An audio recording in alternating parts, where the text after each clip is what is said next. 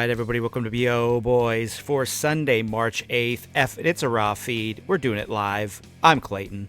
Yeah, I'm Pat. So, Clayton, this weekend was a true horror show for a couple of movies at the top, but there was something that was hopping along that I think is going to force you to reconsider. So that's what we're going to do on today's episode of the BO Boys. Clayton, you may have to reconsider your thoughts on where Pixar is in the movie landscape. It's time for you to face your preconceived notions about Pixar. So we're going to get to do that on the show today. Clayton on trial, Clayton versus Pixar. I'm excited about this. So can we start this episode with a plow for the box office weekend of Friday, March 6th? What was this weekend? Friday, March 6th. Number one, Hoppers made $46 million in its first weekend. Number two, Scream 7 made I'm sorry. Hold on one second. Well, before you plow, I think we need to say something here. And I know it's really historic to interrupt a plow, but I think it's deserved because you are plowing not from the numbers right now. You're plowing from the bottom of a must-read. Anthony D is for not under maintenance, D'Alessandro. You're doing a deadline read because the numbers site is down. The numbers is under maintenance. The numbers on a Sunday, a box office results Sunday, is not usable. Clayton, usually I get right on you when you F up like that, and I love it, and the audience loves it. But I'm not going to give you guff for messing up your plow because you are reading from deadline. How mad are you right now that the numbers is under maintenance and you have to plow from a deadline bottom of an article? Oh, I'm so mad. I'm so thrown off. So and it shows. Scream 7 made $17.3 million, down 73% in its second weekend. It's at $93.3 million. Number 3, The Bride, made $7.3 million in its first weekend of release. Wow. Number 4, Goat, made $6.6 million, down 45%. It's at $83.8 million in its fourth weekend. And number 5, Wuthering Heights, made $3.75 million, down 45%. It's at $78.7 million in its fourth weekend of release. And that's your top 5. Wow. Yeah, nothing really else of note in the bottom 5 there. Elvis, Epic, the Elvis Presley concert movie. It's up to $10.9 million, which is great for just a movie that is cobbled together footage that was discovered during the pre-production of a different movie. That it's basically what would have been a DVD featurette back in the old days, getting a theatrical release and now being up to 11 million. That's a fantastic haul. We're going to get into these newbies, but let's start with Scream 11 and this drop. This is a Morbius level drop. Second weekend, 73%. And listen, big movies have big drops. Horror movies always have big drops. This feels bigger than usual. This feels like it's related to the quality of Scream 11. Or do you disagree? Was this an inevitable Morbius type drop? It opened so much bigger than expected. Mm-hmm. But you would expect a horror movie type drop no matter what, which would be in the 60s. Mm-hmm. I do think that this big of a drop matters in this case because I do think the word of mouth is bad on this. I think that the hardcores came out, and I don't think this is going to get casual fans to continue to go. Mm-hmm. And so I think that, I think this does speak volumes. And, we were thinking with this opening, this is a slam dunk to make more than 6 at the end of the day when it came to domestic. That's maybe not the case with this big of a drop. Yeah, I mean, right now I'm looking at on Box Office Mojo, not on the numbers. I've had Oh to go back God. to the OG Box Office Mojo, which is in itself a total nightmare, and it's had its issues for years now. But I'm there looking at the Scream franchise, and currently Scream 11 is at $93 million total domestic, which keeps it fourth currently on the all-time domestic list for Scream movies. Scream 2 is at 101 million, so it'll get past that. Scream, the original 1996 Scream's at 103 million. That's a little tighter. And then Scream 6 from a couple of years ago got to 108 million domestic. So basically, does Scream 11 have 15-16 million dollars Okay. left in its domestic run? It made 17 million this past weekend, so it does look like it will end up as the highest grossing domestic Scream ever. Sorry, why did I think that Scream 6 made more than 108 domestically? It didn't. I don't know why you would think that, because it didn't. I mean, it was, I think because Scream 6 ended up being the biggest domestic of all time, you just thought that number had to be higher. Yeah. But the Scream movies do have their ceiling in the low hundreds. There's never been a $200 million grossing. Well, I knew it wasn't Scream that movie. much, but I thought it was more than just 108. Yeah. Yeah. So this will probably get there just because it's so high after that first weekend. Yeah. It would have to just completely bust out to not get another 15 million total. Mm-hmm. But I mean, maybe that's the case. People, I think, are not saying you got to see this. You got to see the reveal of who this ghost face is. I don't think that is happening right now.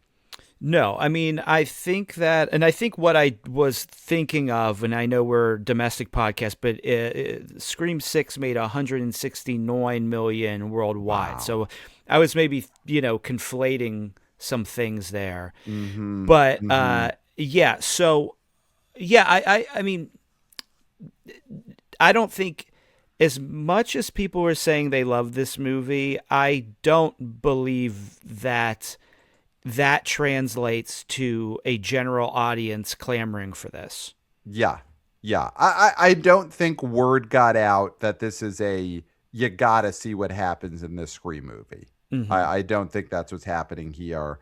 So, but listen, there will be a Scream 8, 100%. It is a slam doink, the doinkiest of doinks. They will make another one. And this is why you have to go to the B.O. Boys Substack, because an article just went up a few days ago where we went in depth and we put down who are the 5 leading candidates to be the Ghostface reveal in the inevitable Scream 8. And I would say we nailed it. These are the only candidates that matter for who the Ghostface could be. So you got to go to the B.O. Boys Substack, read our newest article. It is who will be Ghostface in Scream 8. We break it down with facts, with logic, and these are the candidates that they're looking at right now. Mm-hmm. So that's Scream 11. Any other holdovers from the top 5 that you want to get to? Goat's at 83.8. Goat will get to 100 million domestic. Yeah. Good for Goat. Good for Goat. It's a bad guy situation where it's not going to be some kind of all-time major hit, but it's going to creak its way to 90-something, 100 million. I mean, you don't think this is a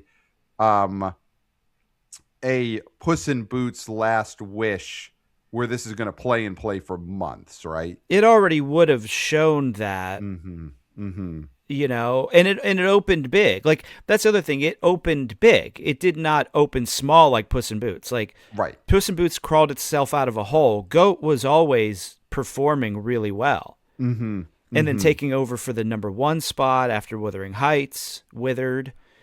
Like, that's a strong film. I mean, we can't poo-poo $83.8 million or $100 million domestic cum for a original animated movie, which those have been struggling. I am not poo-pooing this, and I do not want you to make the audience think that I am poo-pooing Goat's 83 million. I am not. Sounds like you are. I am not poo-pooing this.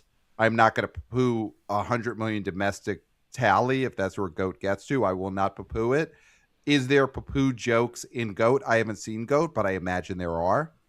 And just because there are poo jokes in GOAT does not mean that I am poo-pooing its domestic box office run. And I want to get that clarified because there's always a lot of rumors and innuendo and misconceptions by you about me on the show.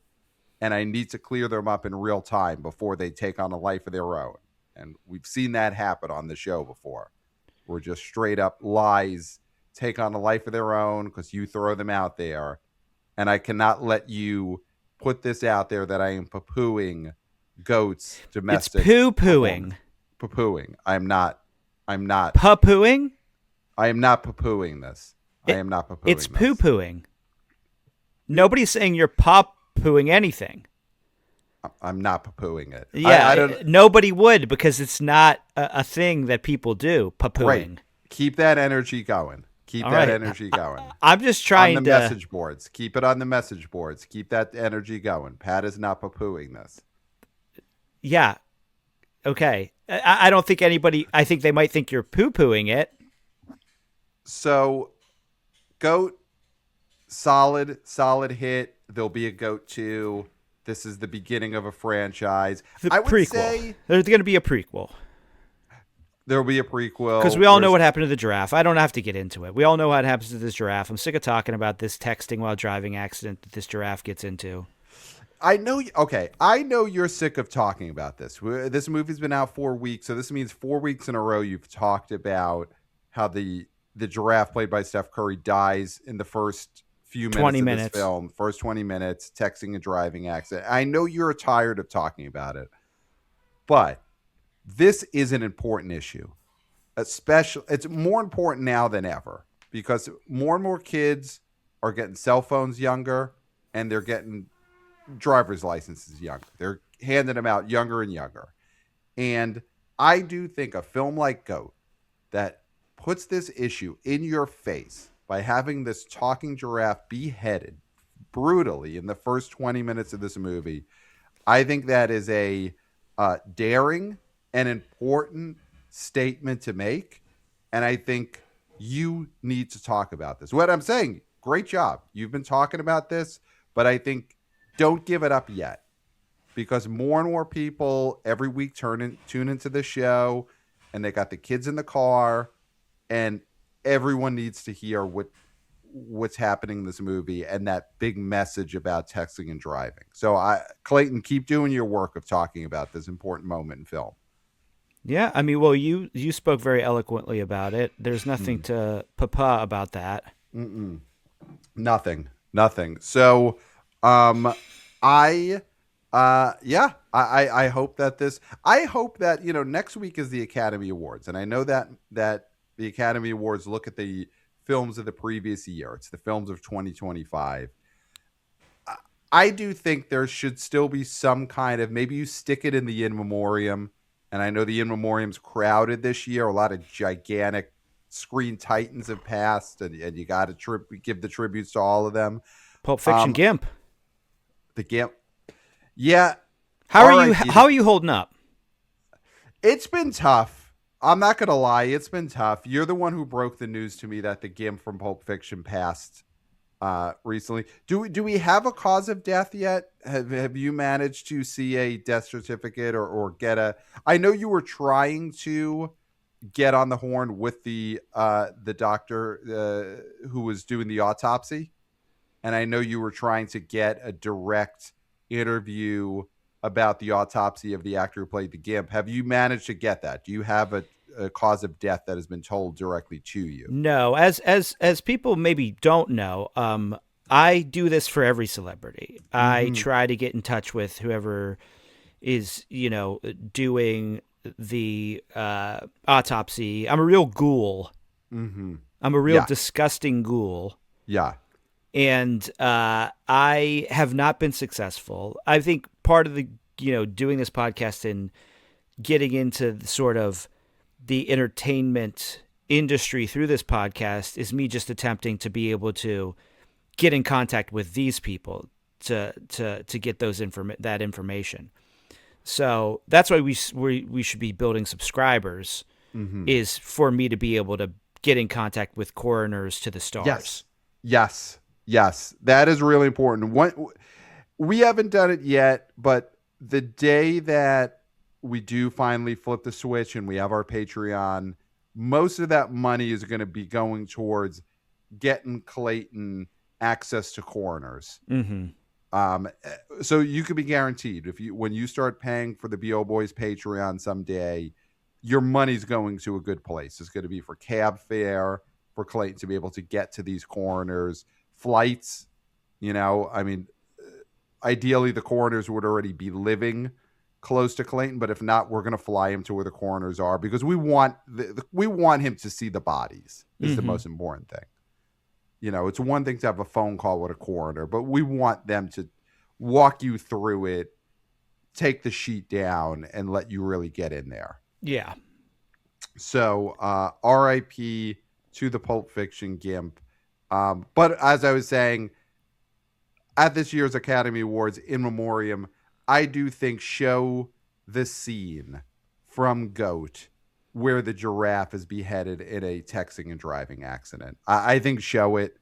It'll have been out 5 weeks at this point, so it's not a spoiler.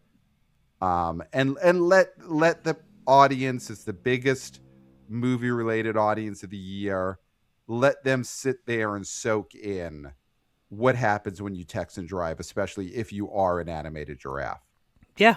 Show it. Show that final, that end of the scene where it's just the giraffe's Motorola Razr just on the concrete. Yeah. Shattered. Yeah. I mean, part of the Motorola Razr ends up on the concrete. Part of it ends up somewhere else. Yeah. And I do love that choice. Goat. Yeah. Goat shows you that. Where part of your phone can end up if you get in a texting and driving accident and you're an animated giraffe. It could go to some really dark places. So, but great for that movie. I'm so glad it's doing so well with such an important message. Let's stay on the animated front before we get into this disaster. We'll get into the disaster soon. But Hoppers, number one, Pixar is back. This movie got to 46 million domestic, over expectations. It's an original movie. This is not a sequel. This is not a prequel. This is not Incredibles 3. This is an original Pixar movie that opened huge. Pixar's back, and I think we've got to accept that. Are you ready to accept that, Glenn? Here's why your argument is faulty. Okay. Just because a studio like Pixar has a decent opening for a film after many, many, many disasters and then a few cash-in sequels that continue to show that they are no longer the platinum brand they once were. I don't have to sit here and defend myself every time a Pixar movie does decently. The fact is, this is not an automatic must-see, no matter what the concept is, studio anymore. This movie was Cute Animals, Zootopia, Goat. Those movies had already done well.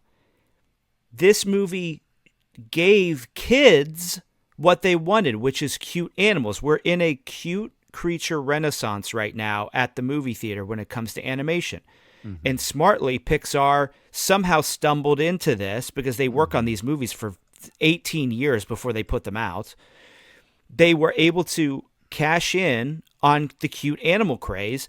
From what I'm hearing, this movie does not have to do with anybody's midlife crisis. It doesn't have to do with existentialism. It doesn't have to do with the bureaucracy of working in a giant company, like the sort of things that kids love. It's a movie about a beaver, right?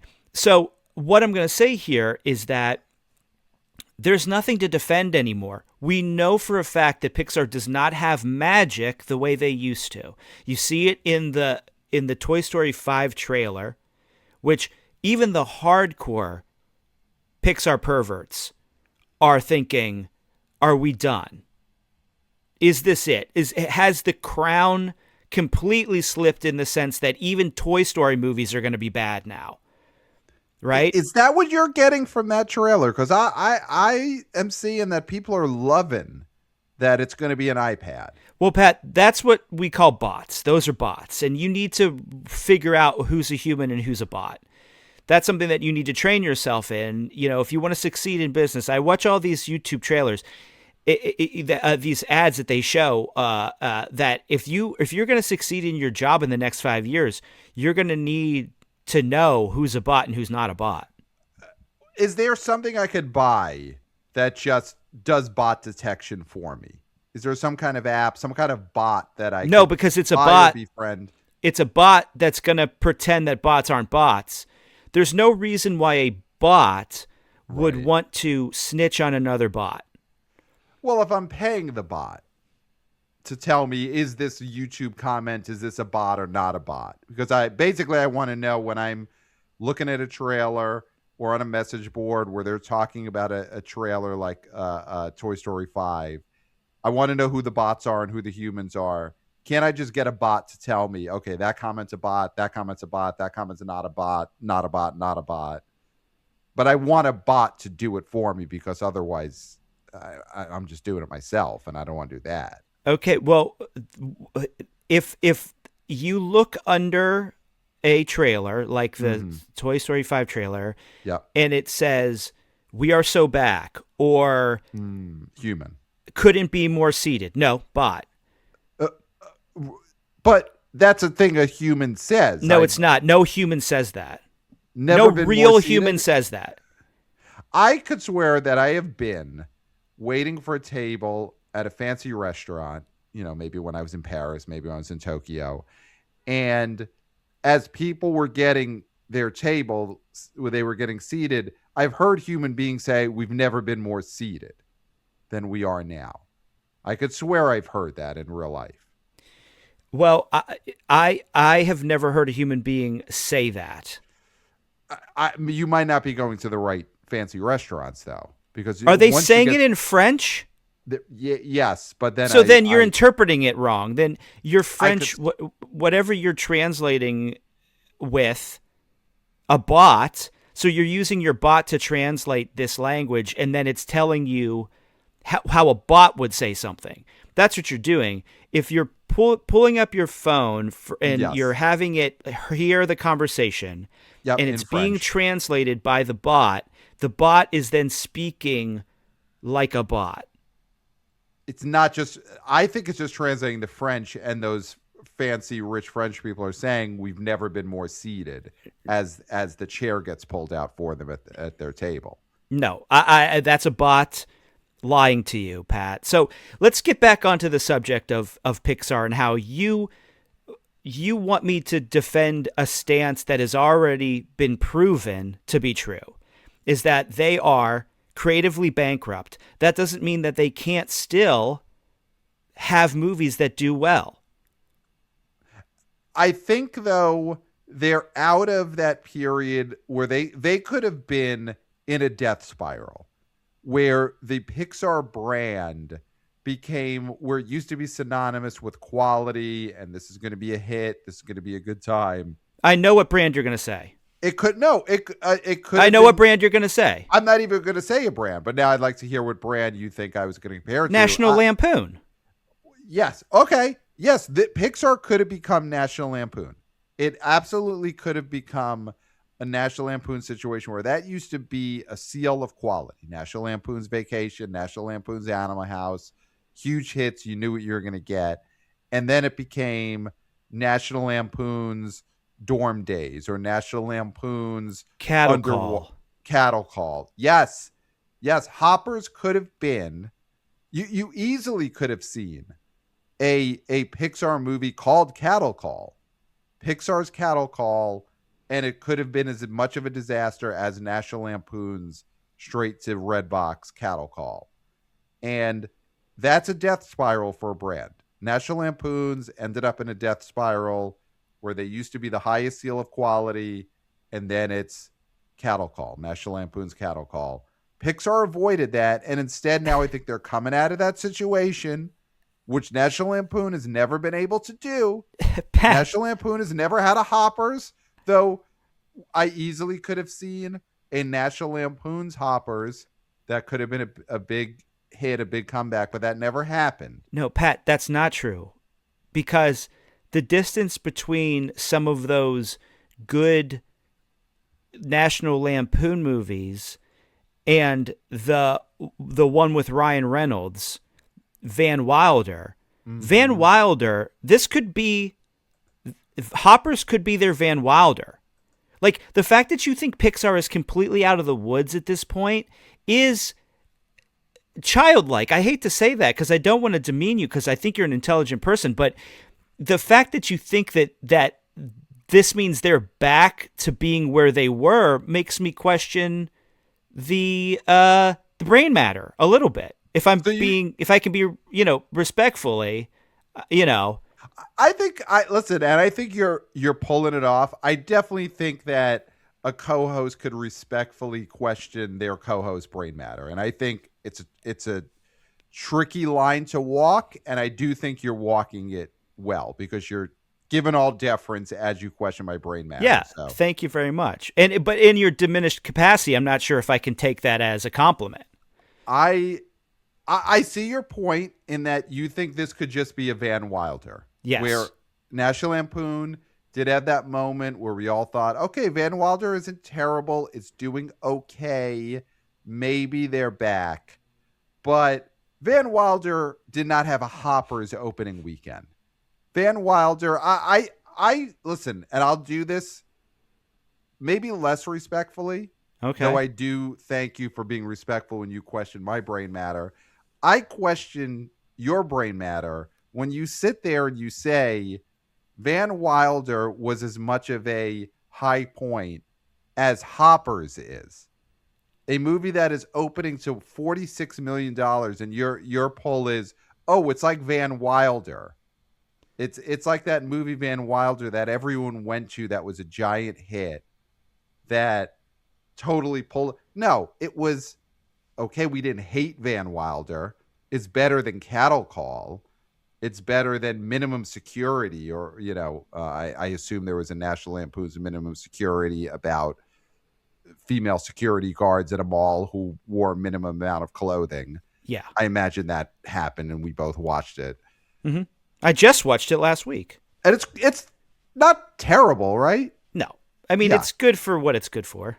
Exactly. It gets the job done. Gets the job done, yeah.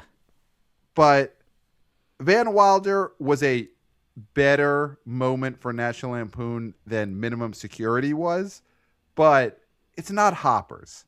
Hoppers is original animation that is going to be a huge hit. I do think this is Pixar righting the ship, that it's not a franchise movie. It's an original movie that they're scoring a hit with. And I think it's a situation where audiences now could say, oh, Pixar does mean no, we're getting a quality film. Here's where you're wrong. I could relax again, but no, and trust Pixar. No, there's no trust in Pixar. They are going case by case, the same way the MCU is now. It's case by case because Elio was just a huge bomb. Elio is not a movie that had anything that people wanted to see. It didn't have cute animals. This has cute animals. The next time that Pixar tries to pull some like Soul or Luca bullshit, people will sniff it out and skip it. They're not going because they're not looking at Pixar as all killer, no filler. They know there's filler. So that is the difference, Pat, is that it is on a case-by-case basis now, which wasn't the case before. When Wall-E shows up, people are like, whatever it is, Pixar, that's good. Now they'd be a robot that is surrounded by a bunch of fat people. I don't think so. Where's So the you think beavers? Where's the second? Where's Hoppers 2? what you're saying is Pixar, uh, unlike National Lampoon, to get their brand back on track, they need to have movies that exclusively have beaver shots. You're thinking this needs to be other than the franchises, because the franchises you do what works for Inside Out, what works for The Incredibles, what works for Toy Story. But when it comes to the originals, you think that Pixar should double down on the beavers. This is a There's hit. no. Double down on beavers all the way. Beaver, Yeah. beaver, beaver. Okay. There's no reason you can't have a big old beaver sitting on the roof of a car in Cars 4. Oh, wow. So you're thinking even the franchises need to get these beaver shots in there. Yeah. Okay. Is this well, we're trying to fix these brands, and I do think Pixar is in a better spot, but National Lampoon, can they take a lesson from Pixar, from a lesson from Hoppers, and they move towards more beaver shots in their films, which I imagine they're not done. There's got to be more that National Lampoon's has to say. No, there's a phoenix about to rise, I feel like. Right. I have been Or a beaver about to rise. Yeah, If they take their lessons from Hoppers. I've been sending letters to the National Lampoon offices for about a decade now, I would say. Has to wow. Interesting time to start mailing them. It's 2016. it's the only way these companies take you seriously. Because otherwise you could be a bot. Right.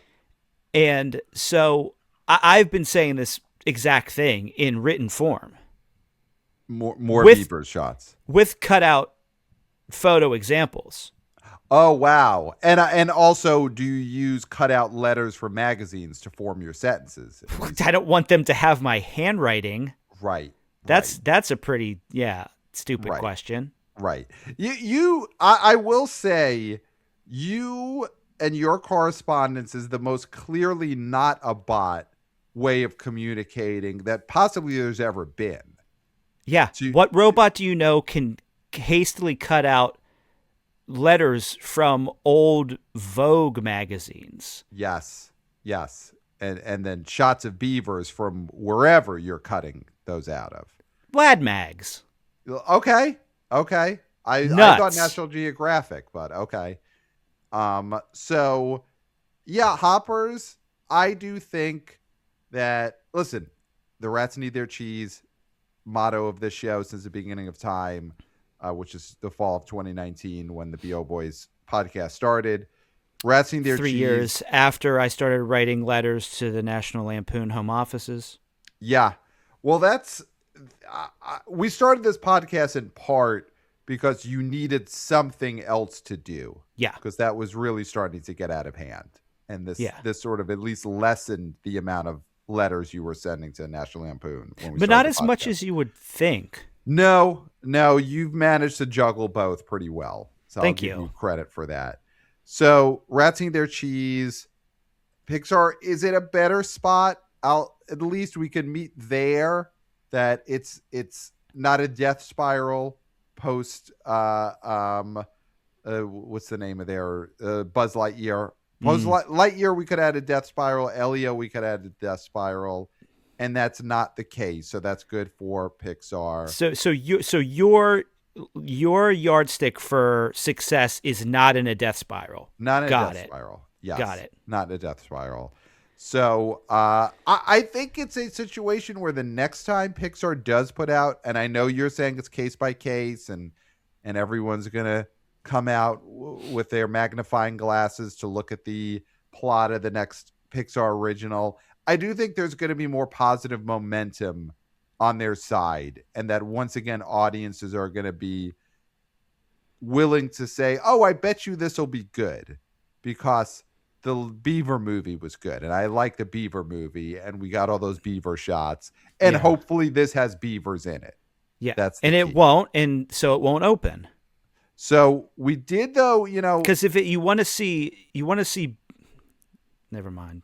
Well, you're right now making it seem like you always thought this was a slam dunk easy, good plot for a Pixar movie, but that is not the case. If you go back into the archives, which are the last couple episodes, you were mystified by this plot for Hoppers because there is a consciousness from a little girl that goes to a mechanical beaver, and that was the plot of the movie.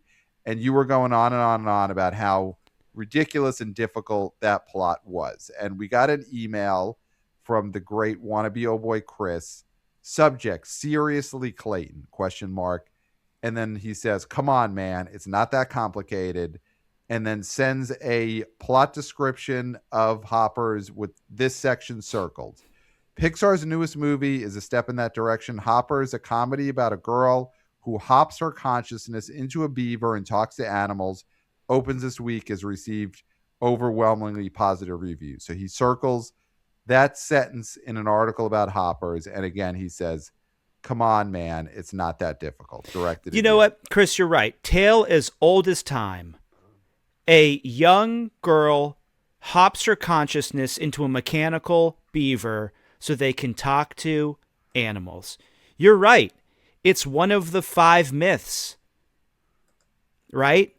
Yep. Is the that Joseph Campbell? Yeah. Joseph Campbell. It's one of those, right? A stranger comes to town. Somebody seeks their destiny, right? A young girl takes her consciousness and hops into a mechanical robot beaver in order to talk to animals. Yep. You're That's right. The 4th one. I need to go back to the roots of literature and the roots of storytelling, and that's on me, Chris. So I apologize to you for not knowing immediately that that was one of our fundamental stories that have been told since we were cavemen around the campfire. In fact, there are cave drawings of a young girl hopping into a robot beaver and then talking to animals. Yep. It's I saw that at the Met. Yeah. They take that stone and it's on display. Yeah. You're right. I'm just stupid. Yeah. Well, thank you, wannabe oh boy Chris, for that email, for getting Clayton to admit that there. Let's hop over to The Bride. So Clayton, The Bride, it opened to $7.3 million. This is Maggie Gyllenhaal's The Bride, starring Christian Bale's Frankenstein and Jessie Buckley as the bride, who obviously is our ideal. As you're swiping through these apps, you see someone looking like the bride. You are stopping. You are proposing marriage immediately over the apps. But that did not help the box office. That is the perfect look for a lady. That did not help. We knew this was an incoming disaster, but we were thinking incoming disaster isn't going to do 12 million, 13 million for a movie that costs 80, 90 million. It opened to 7.3 million. This is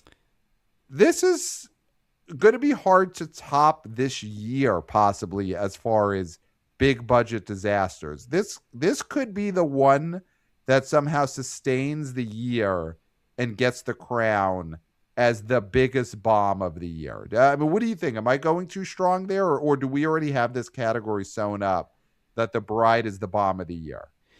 I mean, I feel like this did. I mean, Mickey 17 did 19 million, and that was looked at as a disaster. I think this maybe is the biggest. What did Alto Nights open up to? This was like, there's something in Anthony D. Don't yell at me for not knowing that this cost $100 million. People are yelling at Anthony D. Alessandro for not knowing that this was $100 million budget. So, my God. He says this. The Alto Nights opened to it basically almost exactly a year ago, March 21st of 2025. It opened to 3.1 million for a 3-day. Okay, so worse. So this is not close to Alto Nights, but it's not. But It does seem like the Alto Knights budget ended up being around 50 million or so. Yeah. It was lower than originally reported. The Bride 80, 90, and as some people are yelling at Anthony Diaz for "Don't Yell at Me, D'Alessandro," possibly 100 million before marketing, but you have to market every movie. We don't count marketing. Mm-hmm. So this kind of is a bigger bomb. And The Bride is a genre movie, and it's gotten as much promotion as you could possibly give a movie. Yep. And to open at 7 million, I mean, what did happen here to get it that low? Because it just kept going down and down. And for a movie this big to open to 7 million, what were the active factors that basically locked people in their homes so they couldn't see this? I mean, I do think it has to do with the tone of this seemed like not something people really want at this moment. I've said before, like the 30s gangster thing is not very popular. Mm-hmm. They were maybe Frankensteined out. Maybe they had the Frankenstein that they needed for the last couple months because Elordi, that Netflix one, Jacob Elordi. I think it was those things. I mean, I think really was the tone. I think people saw this and were like, is this a horror movie or not? Is this actually a genre movie? Mm-hmm. And it didn't have rapturous reviews, which for something like this, it needed to have. Yeah. I mean, it has pretty bad reviews. I think Yeah. not rapturous is that this movie is getting, this is a terrible movie. This is a painful experience type of reviews. And I've heard that there was some studio meddling in this, that this is not the movie that a lot of people saw when it was premiered a couple, before, to certain audiences who saw this originally, that there was some additional added voiceover. There was all those things that studios try to do to save a project. Okay. And what they end up doing is making it worse. Okay. I mean, I've definitely read some stuff that say this is pretty much Maggie Gyllenhaal's vision is out there.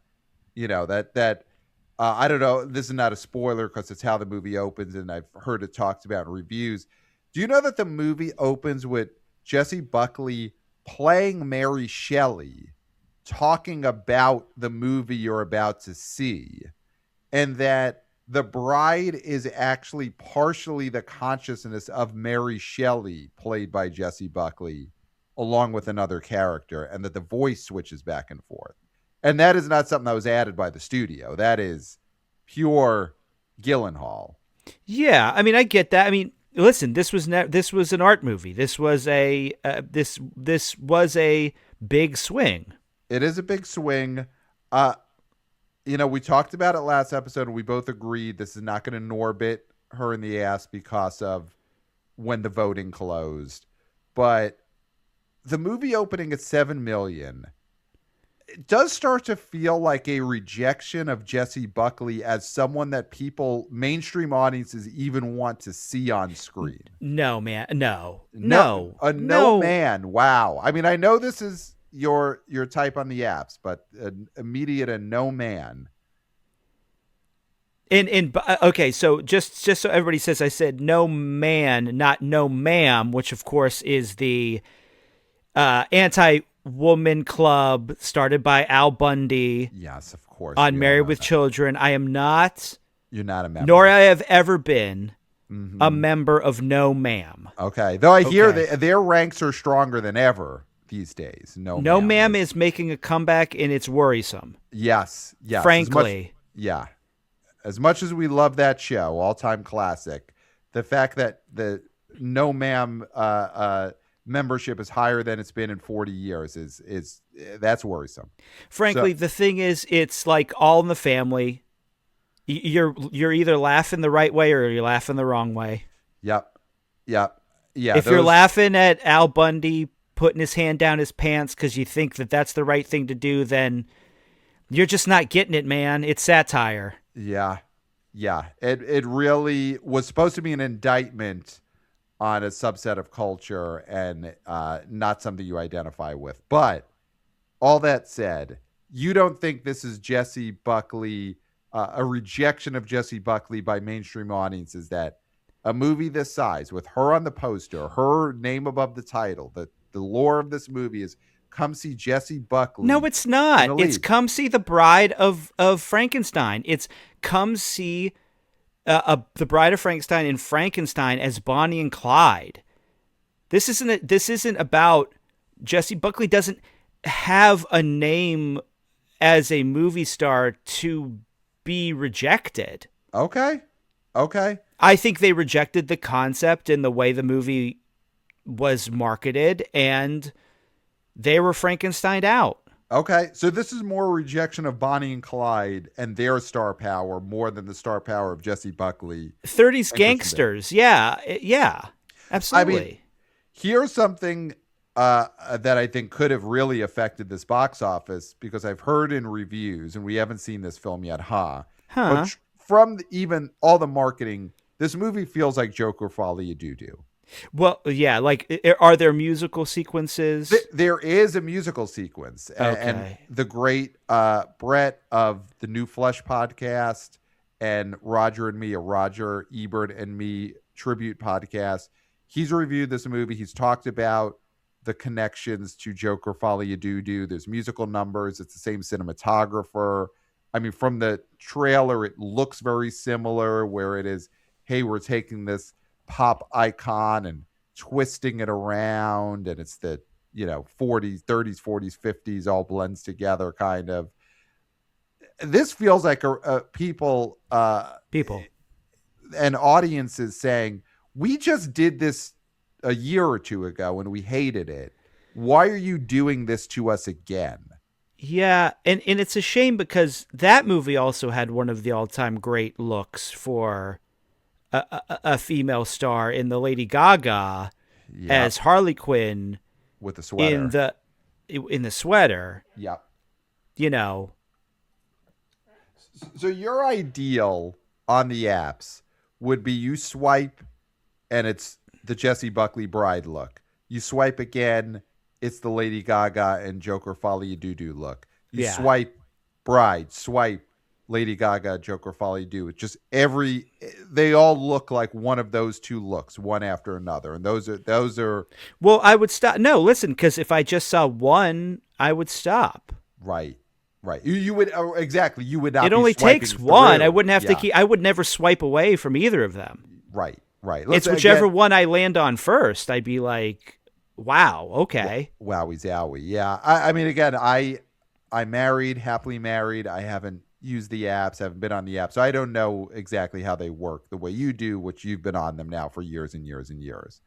So, yeah, I do think that is part of what happened here, is that audiences saw all the promotion material for The Bride and just had those horrific flashbacks to Joker Folly a Doo-Doo, which was fall 2024, so not that long ago, year and a half. We have, as a nation and a box office community, we have not gotten past the Joker Folly a Doo-Doo era at all yet. That is still just right at the front of our box office brains. And so I stumbled upon a tweet. Wow. And for me to stumble upon a tweet is sort of like when you're at the beach and you like almost step on a hypodermic needle. Like, that's what it's like for me. Okay. But in this tweet... Depends on the beach, because certain beaches, that could just be every 3 steps. Yeah. This Shout person... out Coney Island. Because I don't... I can't tell from their... I don't remember what their moniker was, their made-up moniker. And their avatar was obviously not them. It was probably a photo of Dwight Schrute or something. But not a bot. And it could be a bot. So I don't know. That's what I'm saying. I don't know who or what this tweet emanated from. But the tweet was about The Bride, and it said, this movie literally ends with the song Monster Mash. And now, I don't want to report a tweet as news because that is the purview of every legacy media outlet now. Mm-hmm. So Time Magazine reports only in other people's tweets. Yes. Yeah. The venerable one we grow. If Life magazine was still around, Life would just be pictures of tweets. Pictures of tweets. Pictures of tweets. So it would be It'd Stanley be like, Kubrick's. He would have to start his career by taking photos of tweets. Yeah. And it's like, here's what people are saying about Harry Styles' sunglasses. Yep. Life.com. Yep. Here's a tweet photographed by Stanley Kubrick. Yeah. Yeah. So the new 60 Minutes is basically 60 minutes and 60 tweets per minute that they're reporting. Well, it's Tosh 2.0 now. Yeah. That is the news. I think Tosh is one of the correspondents on the new 60 Minutes at this point. He's in Barry Weiss's pocket. Rob Drydeck, who's the host of Ridiculousness. Yeah. R.I.P. Big. R.I.P. Big. Yes. Yes. I'm glad he didn't live to see this world. Yes. He was too pure for it. Yep. But the thing about this tweet is that with the marketing on this movie and the style of this movie, that could be 100% true. Mm-hmm. Like, I don't know if that's a joke or not, and I think that's a problem in your marketing. You should be able to know if a bot or a person, probably a bot, writes something about a movie and says, oh, this movie ends with this song, and you would easily be able to say, like, oh, that's not true. Yes. This I don't know. Yes. So Wuthering Heights, which wasn't the giant breakout hit, but is a solid hit. This movie's going to end up 80 million, 90 million around there that movie. When that came out a few weeks ago, if there was a tweet that said Wuthering Heights ends with them playing Monster Mash at the end, and you saw that tweet, you would know immediately. No, bad example, a false Pat. Tweet. It's Emerald Fennel. That's a bad example. You don't. I would also not know if that's true or not. You would not know if it's a bot, and you would not know if. See, I would know. If someone said, "Guess what?" Yeah. The Odyssey. The Odyssey ends. The music during the credits is the Monster Mash. Mm-hmm. I would know 100% that is a joke. Yes, that is the one. Christopher Nolan would. Okay, well, I'll push back on that because Christopher Nolan is known for messing with sound, for having his sound be not very clear, somewhat inaudible. You can't really hear what they're saying. I do think there is a chance that a Christopher Nolan Odyssey ends with the Monster Mash, but you really can't hear the lyrics clearly because he's got all these other tones going over it, and he's changing the levels so that it's the instrumentation of Monster Mash is much louder than the vocals. And I do think the Odyssey isn't a great example of that because I could see Nolan playing with sound the way he does and having a very hard to decipher version of Monster Mash, and especially in a movie where there will be monsters. There's going to be minotaurs, and there's going to be, all sorts of creatures. That could be the one that plays Monster Mash. But I mean, this could all be this whole discourse, and all I hate these to use movies that could term, have Monster Mash at the end. We don't know. But this whole conversation could be moot if all movies ended the correct way. Which is with all of the cast singing Build Me Up Buttercup. Yes. After the scene ends. Yes. The director calls cut, and then it's like, okay, mouth these lyrics. Yes. Build Me Up Buttercup. Yep. Every movie should end with that. I mean, you look at the Odyssey and that cast, that stacked all-star cast. If they were all singing Build Me Up Buttercup in the credits, people are questioning, is this going to get to $1 billion, $1.5 billion? It gets over $1.5 billion easy if you've got the cast of the Odyssey singing "Build Me Up, Buttercup." Just 100%. imagine all those men in that Trojan horse. Mm-hmm. He calls cut, and then they all start singing, "Why do you build me up?" Yep. And they're swaying back and forth. In the horse, yes. In the horse. Spilling out of the horse. Oh my God. Yeah. That, you know, it's we're coming up. Is it the 30-year anniversary of Something About Mary? That was 97. So we're coming into the summer of 2026. Mm-hmm. So we're almost at that. Man, it would be such a good time to just do that.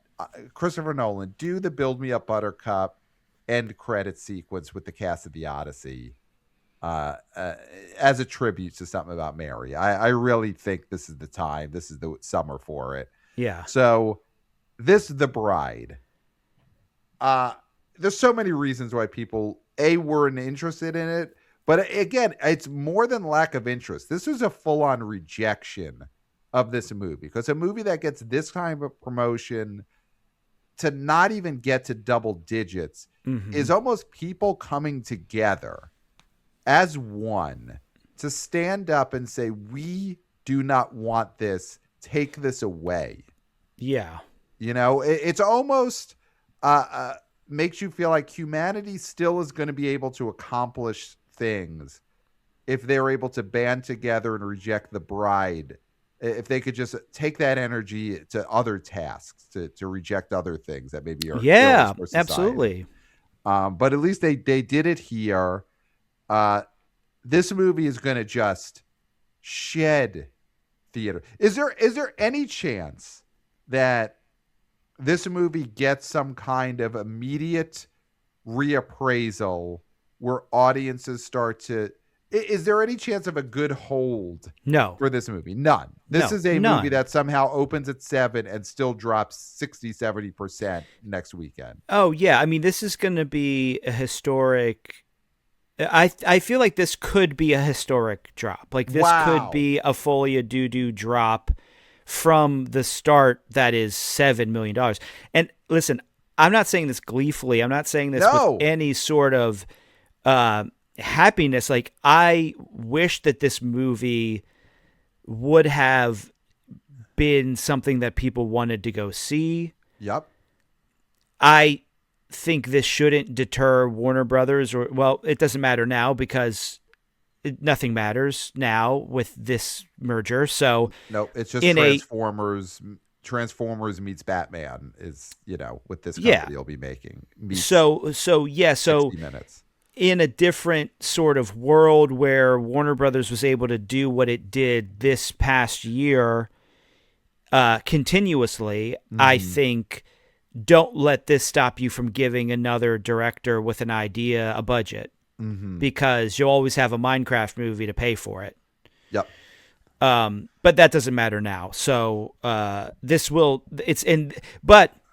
to this movie's credit, it's not going to be looked at as a reason why things aren't going to be made anymore, because nothing is going to be made now that's any good. Exactly. Yeah, this company, the results of The Bride didn't matter for the Warner Brothers, whatever that company ends up being, because they were just going to make,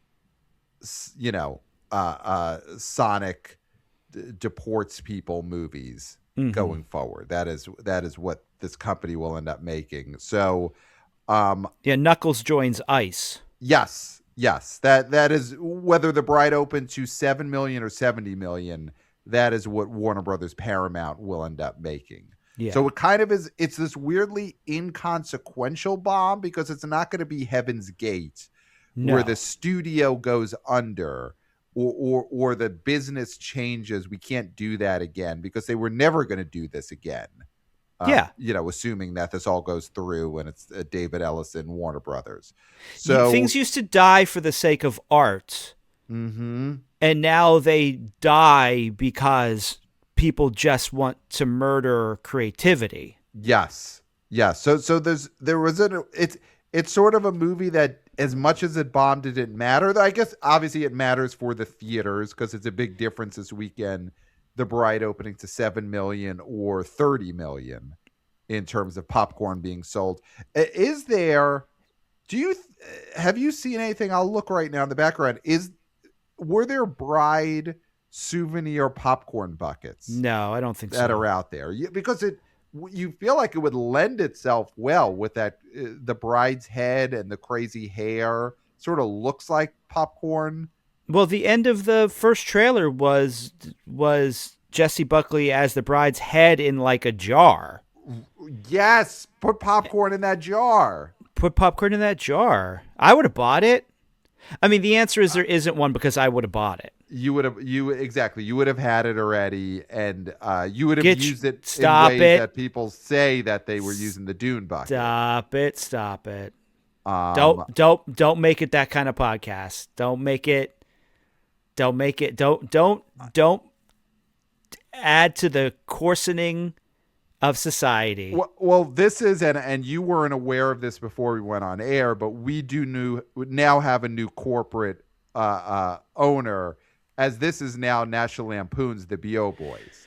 Okay. So we did get the directive before we went on air that this is the direction we have to take the show, which is why I made that comment about how you would use the bride popcorn bucket. All right. Well, that is what the show is now. That if that's what the boss wants, that's what the boss gets. Yeah. So, next episode, I am going to find that bucket. And then next episode, we are YouTubers. Hey, guys, that's what's happening on air. Okay. Wow. Yeah. It's quickly. That quickly. We're turning. Yeah. And we are going hard into that direction. Yeah. Or at least we better. So, okay. It's not going to derail Buckley's Oscars. It doesn't mean much as a movie star, other than I think this is one of those things where studios will think twice before the next time Jessie Buckley is the actor they go with to top line something that costs this much. But probably. I think you put Jessie Buckley in The Bride and you look at, could this be the movie that sells her to mainstream audiences to be that kind of star? And it didn't happen. Whether the audience knew who she was and said we don't want her or not, which is not the case. Not the case, but it didn't help. And I think you do get tagged with a movie that bombs this hard. Listen, and I don't want to be this guy, and I know people are like, you have some sort of issue with this person. I do not. I just don't believe in their stardom. Okay. I do think if Barbie herself was in the lead of The Bride instead of Wuthering Heights, it would have opened to the same amount. If you flip those two actors, it's Jessie Buckley and the Frankenstein people love, Jacob Elordi. They're in Wuthering Heights, and it's Margot Robbie as the bride. Do you think both of these movies make the same amount of money that they are making? I think Wuthering Heights makes less. Much less, I think. Much less. And I think that this movie makes $10 million. So not the same, but it bombs. Because, again, we saw her bomb with Big, Bad, Beautiful, Bodacious, Badass Journey, whatever that movie was called. Mm-hmm. That's it. You got it. And so she's capable of being in stuff that people will not see because she's in that. Okay. I think if you flipped those stars in those two movies, I think Wuthering Heights opens to 8 or 9 million, and The Bride opens to in the mid to high teens. I do think that. You think Wuthering Heights is single digits? I do with think Jessie Buckley. I think that is with BBC, a Charlie XCX soundtrack. I think that is a BBC, TV series gets leaked to movie theaters sized movie. If you switch those stars, Pat, respectfully. And I have to ask because these are our new owners. Yeah. When you say BBC, you're talking about the British broadcasting, whatever the C is. Whatever the C is. But you're not talking about probably No. what our new owners want us to be talking about. Which we will start talking about next episode. This is Okay. the episode where we make the transition from the old show into National Lampoon's The B.O. Boys. Is it commission? Is it broadcast commission? Broadcast Commission, yes. It is the British Broadcast Commission. Oh, God. And we'll be delving into that on the next episode of National Lampoon's The B.O. Boys. So, The Bride, it's going to be something Corporation, Pat. Corporation. So I think... Not copulation. That's for the Patreon. So The Bride is going to be one of those movies I think stands the test of time this year as one of the biggest bombs of the year. I mean, we'll see. There's a lot of movies coming out, but 7 million opening for this level of movie, this budget, this amount of promotion. It's going to be tough to top this. I think Christian Bale's kind of skating away a little bit in the background. He's had a bunch of bombs. Nobody wants to see this guy. Kind of. I think his day is a draw, because he had his day as a draw. You know, like he had that run where he was making just dramas that were doing huge numbers, and they were star-studded cast, and it wasn't just him. I get that. And good directors. Yes, but he did have the run where his movies were hits and they weren't, you know, superhero IP movies. So he had that run. I think that time is clearly over. But he is kind of skating away with this, where I think he's receded into the background. Man, you know, he should have been doing the heavy lifting on this. Like, yeah, he's the biggest star. He's the guy with the most clout out of he's not all the of bride. these people. He's not the bride, and that's not what the movie was about. It didn't want to be a movie about who's playing Frankenstein. Yeah. So, yeah, it's going to be something that I think makes a lot of end of year top 5 bombs lists. Yeah. Unfortunately. So that is that for this episode. I think we got some more emails. We'll get to them next episode. So email us, theboboyspodcast@gmail.com. Love getting your emails, boots on the ground reporting. Let us know if you see a Bride souvenir popcorn bucket in the wild. If you do, send it to our corporate offices at the National Lampoon, because Clayton needs it for the next episode. I have the address memorized. Yeah. We got to get him this bucket to use it on the next episode on the YouTube channel. So send us the buckets, theboboyspodcast@gmail.com. Subscribe to the Substack. Again, new article about the Ghostface candidates for Scream 8 on the Substack. Must read. Subscribe to the YouTube channel. We are YouTubers. Hey, guys. Follow us on social media at the BO Boys Pod on Instagram, on TikTok. Wannabe OVP of Interns Christopher's killing it with those vertical clips. 5 stars on Apple Podcasts. Clayton, that is all I got. I am spent. Pat, you've said it all. Great. 834. There's nothing left not to be said. Great. Except for until next time. We'll smell you at the box office. Nailed